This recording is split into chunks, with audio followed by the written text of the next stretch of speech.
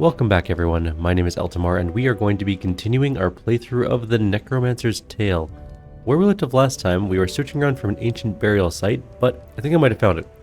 However, there is an event in the way, so we're going to have to do that. There's like a weird circle of stones down here at the bottom. I couldn't find anyone in town to give us the information, but perhaps I wasn't talking to the right person. In any event, I think we're going to go here, because this clearly wasn't it, so this might be it. There is, however, this encounter in the way. I brought my skeletons because we suck at combat and will probably die if we go in alone. So let's see what this is. The path through the forest here was narrow with rocks and bushes on either side.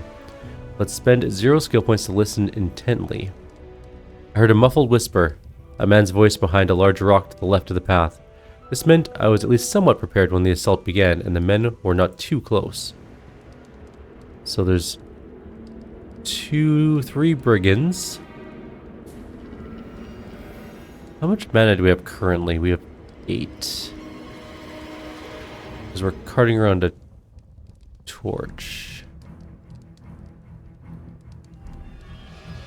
I could use my gun for a round or maybe 2. Or I'll miss entirely. Let's reload and turn. Let them approach us. Put this guy here and turn. Oops. I didn't realize I was not done my turn. That's okay. It's fine. Alright, they're getting closer. We're going to walk back. I want them to close in on us before...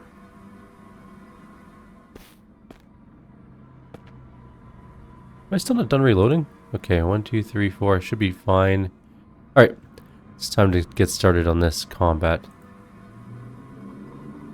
Why can't I attack? You know, attack requires 3 AP. Okay. Fine. You go back. Mass activate my skeletons.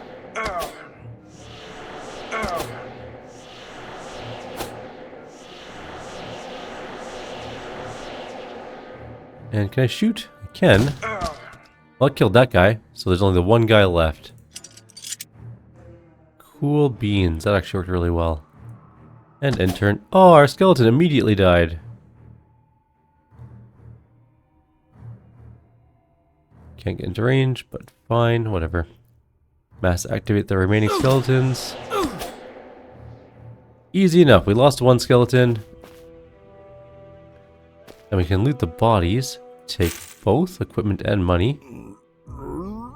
Everyone follow me and get off of the bodies so I can actually loot them. I may not re-res that one skeleton for now.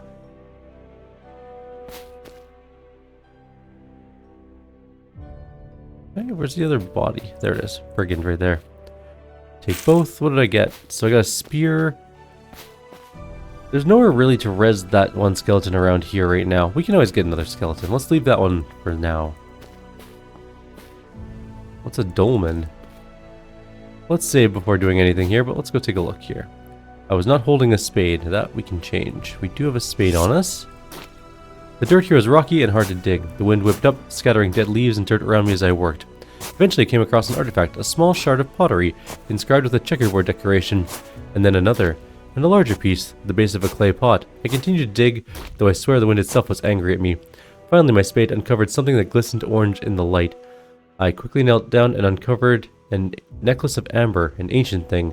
As I pulled it free of the clay, the wind suddenly died, fading rapidly in an almost human voice, an anguished moan before it was gone. Let's make Spirit Slave. This was the spot where I would call upon the ancient spirit buried here and bind it to my will. I commenced the actions. The great stones of the dolmen stood before me like a giant's table worn with passage of time.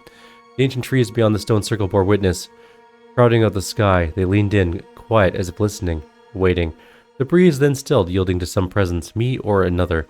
The shadows beyond the circle flickered and moved, and I swore at times I saw eyes watching. Oh no, I don't know which way to go on this one. Amber necklace? Assuming these beads once belonged to the spirit house within, I reached in and laid them upon the earth. The capstone loomed over me. It felt precarious, despite my knowledge, knowing it had sat there unmoving longer than our nation drew breath. Around the amber, I arranged the pottery shards. A pressure tightened around my chest. It felt like the air had become heavy, though the circle rested, clear and empty. Even the shadows stretched up into the branches beyond the circle, no longer dancing. I produced the holy vial and packed it with the ashes I had found. This I placed over the shards and the necklace. The air tightened again, this time around my neck.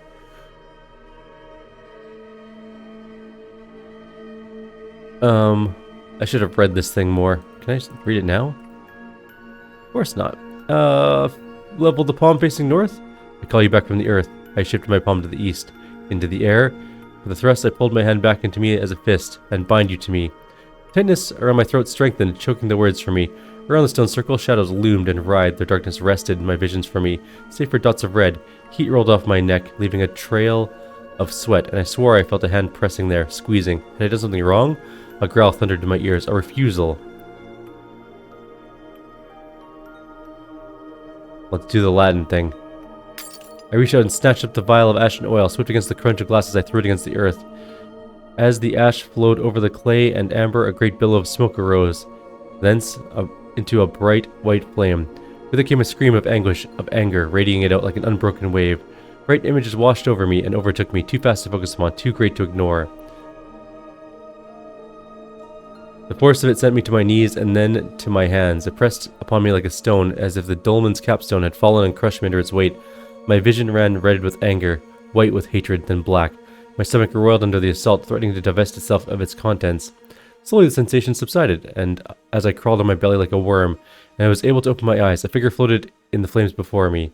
She, for the figure was a she, stared at me, watched me, eyes narrow and searching. Hands up to lash out, long braids of hair flowed out from her, clasped with clay beads. Her face bore painted dots and lines around her neck, and around the neck was the ghostly form of the same necklace which now lay on the earth unblemished by the fire. Zala, Aska, Kamil, Tremir. Zala, Zostrala, Varo, Sozatilingov. These were not words, but were something else, images, emotions, but I did not understand them. Zala? Zala? It was not my name, she had said. In fact, she did not say it at all, but rather the concept of me. So I realized that Zala was the concept of her. Stars?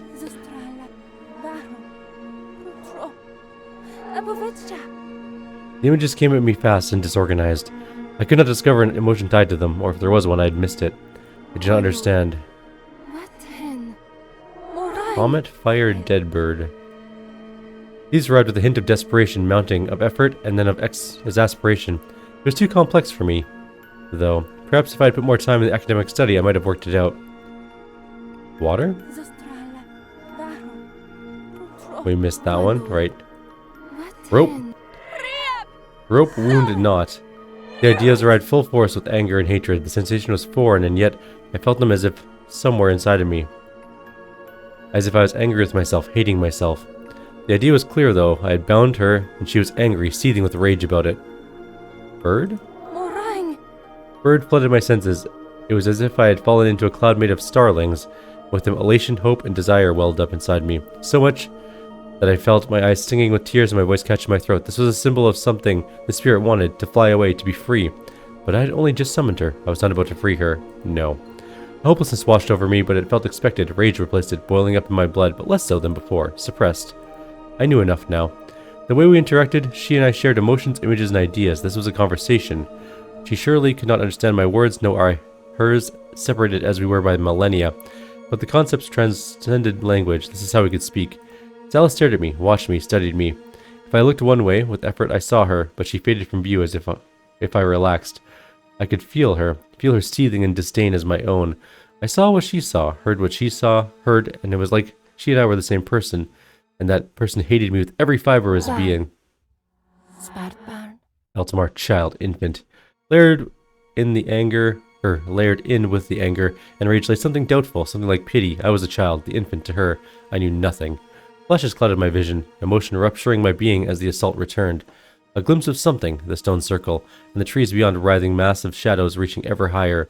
The world is too bright and alarming. Us, me, her. I found her within myself and enclosed her in my will. The feelings, visions, and sounds all shrank as I pressed and pushed myself. Or sorry, I pressed and pushed, and pulled with my mind, separating myself from Zala.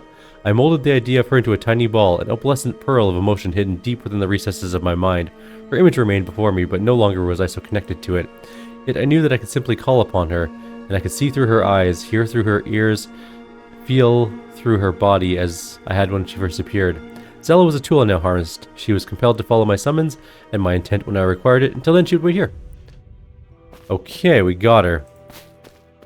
I am a little surprised that worked, but we did get a strange trinket, which we apparently lost from our inventory. We had that before. We have 9 mana. We did gain a mana from that, which is nice. And we got the ancient... Oh, that necklace gives us a ton of extra mana. The ancient amber necklace. Mana boost when worn or held, 4. So that's a ton more. And we found pottery shards. Where did they go? I don't know if they're in our inventory anymore. It's possible that they were just for that specific event. However, we now need to go put our skeletons somewhere. You know what? One of the skeletons can carry the other skeleton. To re-res it. Hey, where's my... Oh, they're not following me. Everybody, follow me. Let's go. Someone needs to pick up a body. Actually, I'm going to get a couple of you to pick up bodies. We can bring all these people with us. I don't want to pick up. Can you guys? Oh yeah, pick up nearby body. Okay. Pick up the body. Pick up a body. Pick up a body. How many bodies are we carrying now? 3? 2.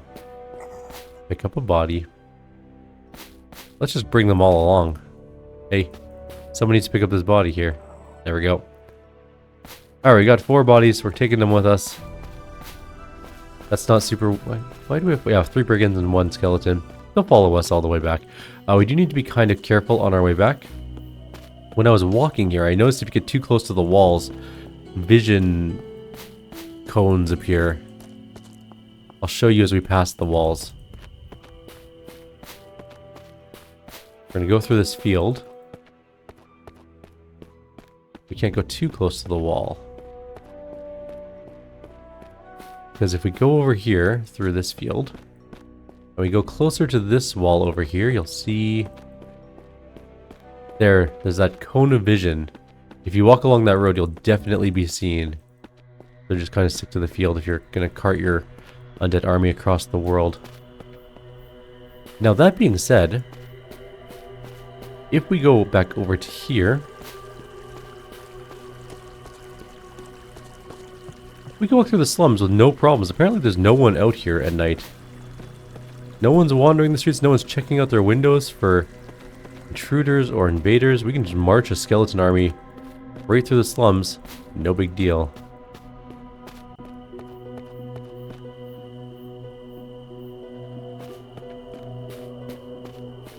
Come along, crew.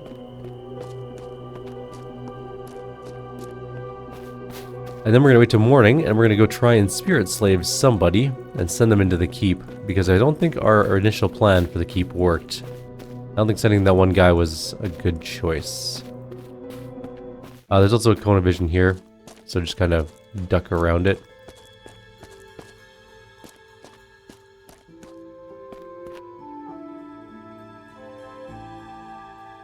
Are we missing a skeleton? Maybe we didn't pick up that last body.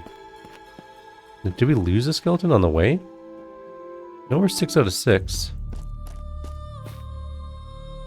1, 2, 3, 4, 5, 6, I guess, technically. Alright, everyone, come over here. Drop some bodies. Drop that body. Drop that body. Give me that body. Oh, there's the last one. He was just on his way. He just took his sweet time getting here. Prepare to conduct the animate ritual again. What? Oh, these don't count. Bodies don't count as things you can... If I take flesh, can I just make him a skeleton? Okay, we're gonna pick up this body. We're gonna dump the bodies over in our little, like, skeleton hoarding area. They don't count as things you can animate. Maybe we can make, like, Zombies later? I haven't seen a zombie in the game yet. Maybe ghouls? Do you think we could turn normal bodies into ghouls? I guess it's possible. Let's just dump the bodies over here, though. Okay, that body's done. Who else is carrying a body? You are. Give me the body. Put the body over here.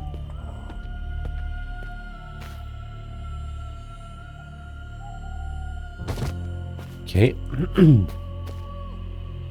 Who has the last body?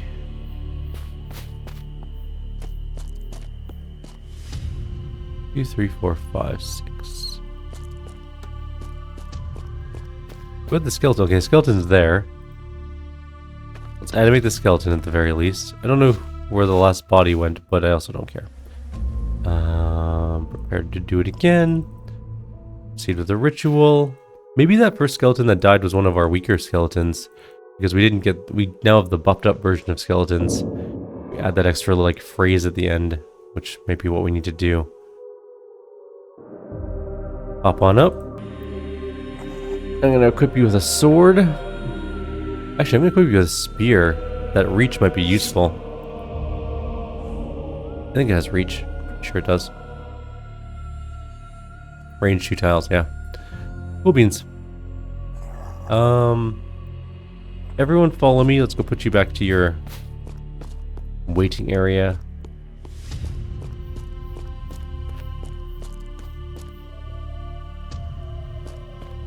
Everybody get in here. Alright, all followers stay here. Alright, you guys. Guard those bodies. I don't know what we're going to use them for, but maybe something in the future. Do you think we can make ghouls and give the ghouls weapons? Because that would be kind of amazing. Who knows? But now we can do the spirit thing, which is what I wanted to do. And we don't have any vision cones because no one cares that we're just walking around. As long as we don't have an army of skeletons with us.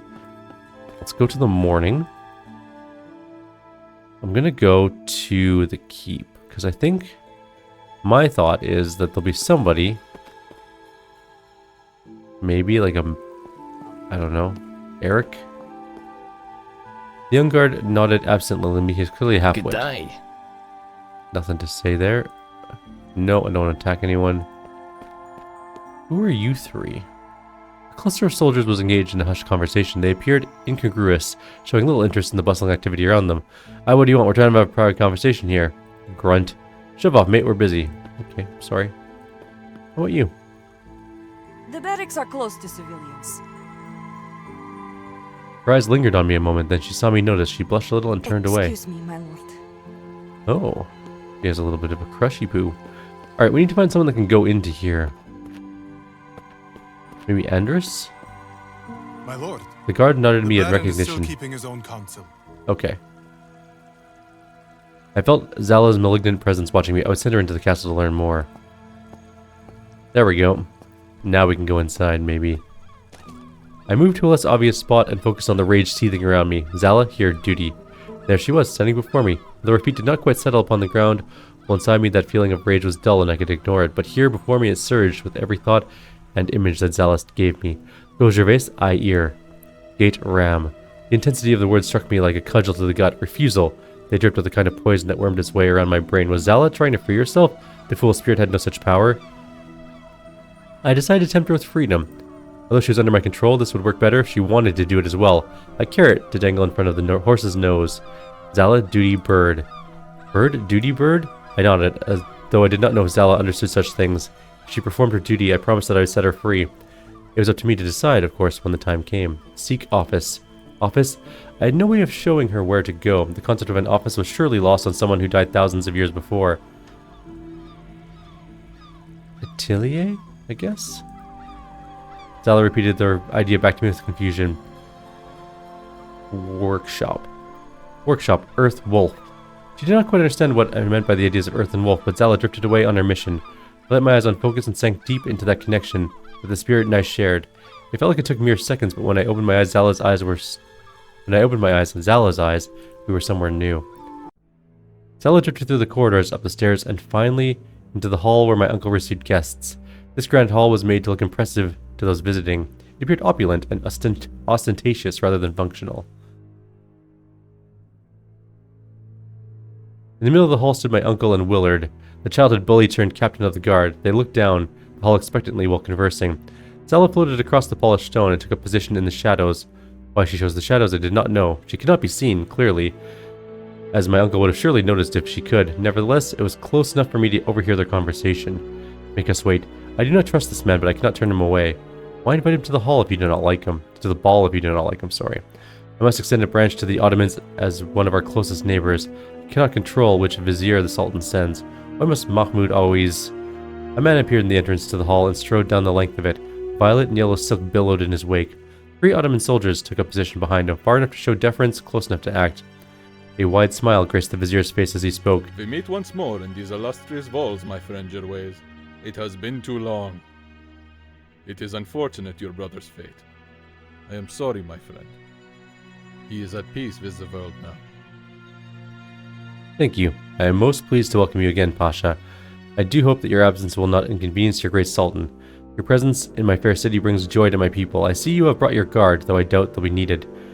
They are welcome, though. I do not have the space for them here. You have your companions, as I have mine. We are never truly alone, are we? No doubt your brother is kept within your own heart. Tell me of him. Zala felt suddenly startled to discover there was an emaciated figure floating above the floor in front of her. He studied her with empty white eyes, 2 fingers stroking the wispy hair at the end of his chin. An interloper, Pasha. These halls harbor a spirit, older than even I. Smells of ash and clay. A djinn, a genie. The words were not ones from any language I recognized, and yet I understood them as though they were my native tongue. The creature lunged forward and swiped at Zala with a claw-like hand. It spoke epithets I did not understand, and the creature spoke them back in kind. Unlike the speech before, these words were not translated for me. I studied the creature. He was a long and thin figure, the skin stretched over bone like it was thin cloth. Gold adorned his neck, fingers, wrists, and ears, all of which were longer than any person's should be. Like Zala, no one seemed to notice him, though he seemed to look through Zala, almost as if looking at me. I sense a child who thinks he is a man. Stay, one who is like me. Let your master listen. Do not interfere, mortal. This one's bonds are weak, and it is within this djinn's power to sever them. The creature, a djinn evidently, scowled and returned to the vizier's side, though his busy alabaster eyes seemed to roam over everything. I felt his particular attention like a needle in my soul. The conversation had continued without us. Returning to the mission I had set for her, Zala crept close enough to the group to listen in. And who does accompany you, my friend? Willard Werner, captain of the guard. Should you encounter any trouble in our fine city, please let me know, Pasha Mustafa. The child has no manners. This is the one Pasha. Ignorant, both of how he talks and who he is. I am glad to know that this Warnier captain will protect me. But has this city fallen so far where one must expect trouble? Dear Gervais, how has this happened? It is. Forgive my Captain Pasha. He's used to handling small matters with local citizens, not great people from our brothers to the east. He is merely eager to make you feel safe when you are away from home. I suppose all great cities have their problems. There will always be those who prefer to challenge peace and order. I am fortunate that Constantinia does not have so many such persons. I am sure. I am Gervais, Baron of the city of Mons. Sorry. I am a war hero and brother to your deceased father. You have traveled a long way, Pasha. Please let my attendants take you to the quarters I have prepared for you. Rest and enjoy the comforts of my home. He does not attend to you himself. Does he think himself your better to dismiss you so? He should know the danger he invites. The vizier waved his creature's statement away, and in the same motion bowed his head to Gervais and Willard. Then he walked off in the direction indicated. Although he smiled, there was a seriousness to his eyes that I could not determine. Once the vizier was a few steps away, Gervais bent his head and whispered, "Let us linger for a moment here, Willard, before retiring to my office. There are some matters I'd like to discuss." Of course, do you think there are prying ears? One can never be too sure with one such as Ali Mustafa. I waited for my uncle and his captain of the guard to resume speaking. That is enough, I think, Willard. Have you prepared the arrangements I provided? Gervais began walking and Willard fell in step beside them. They walked abreast rather than one after another. Zala followed. At least she still obeyed her mission. I have, Lord. What is the meaning of all this? You did not read the missive, then? You know me better than that. It's just an unusual request delivering something to a man in the woods. I'd like to know what I'm party to. Any other subordinate I would threaten with cutting out their tongue. You, my dear boy, will have some of the answers you seek. Inside, keep your voice low. The two walked into my uncle's office. Zala hovered at the threshold rather than following. Go, office workshop. Zala obeyed. This was the mission I set up her upon. She had to complete it, she knew. But the moment he crossed the threshold, I was back in my own body, seeing through my own eyes. Zala remained part of me somewhere, still, but distant and frayed. She did not respond when I called. Had I taxed the connection too far? Would she return to me? Oh. I had not gleaned the information I wanted. There was something in my uncle's office that I needed to know, and he was clearly up to something big. Whatever it was, he safeguarded it, not only with walls, but guards, which also had some sort of magical ward which held Zala back.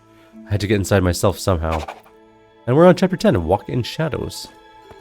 And I think that's where we're going to end off. That's a good place. We did some really good stuff. We invaded the keep, and now we need to figure out what to do next. We should check into the garnet, and a hanging is about to start in the gallows square, so that might be something to deal with. We'll deal with that next time, though. Like always, if you have any suggestions or comments, please leave them below. Otherwise, I'll see you next time. Take care.